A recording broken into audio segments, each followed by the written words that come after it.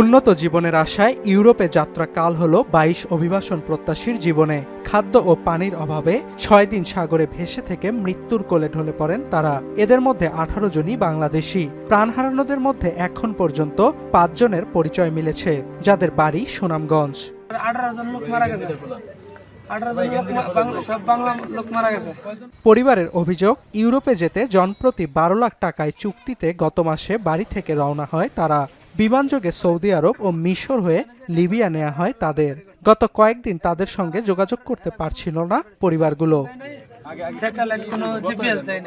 গ্রিসের কোস্টগার্ড জানায়, শুক্রবার স্থানীয় সময় গভীর রাতে ইউরোপীয় সীমান্ত সংস্থার একটি জাহাজ ক্রিট দ্বীপের কাছে ২৬ জনকে জীবিত উদ্ধার করে, যাদের ২১ জনই বাংলাদেশি। পরে তাদের দেয়া তথ্য অনুযায়ী কোস্টগার্ড জানায়, ২১ মার্চ পূর্ব লিবিয়ার তবরুক থেকে ৪৮ অভিবাসন প্রত্যাশী নিয়ে গ্রিসের উদ্দেশ্যে যাত্রা করেছিল নৌকাটি।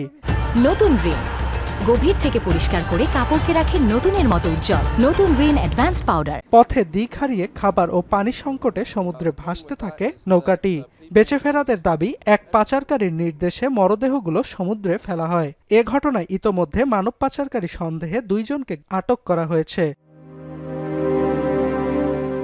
উন্নত জীবনযাপনের আশায় বছরের বিভিন্ন সময়ে ভূমধ্যসাগর হয়ে ইউরোপের রুটগুলোতে যাত্রা করে বিশ্বের বিভিন্ন প্রান্তের অভিবাসন প্রত্যাশীরা। এ কারণে প্রায়ই এসব নৌ দুর্ঘটনার খবর পাওয়া যায়। আন্তর্জাতিক অভিবাসন সংস্থা বলছে, চলতি বছরের প্রথম ২ মাসে ভূমধ্যসাগরে ৫৫৯ জন মারা গেছেন, যা গেল বছরের একই সময়ের চেয়ে দ্বিগুণ। অর্ণব প্রসাদ, এখন বিশ্ব।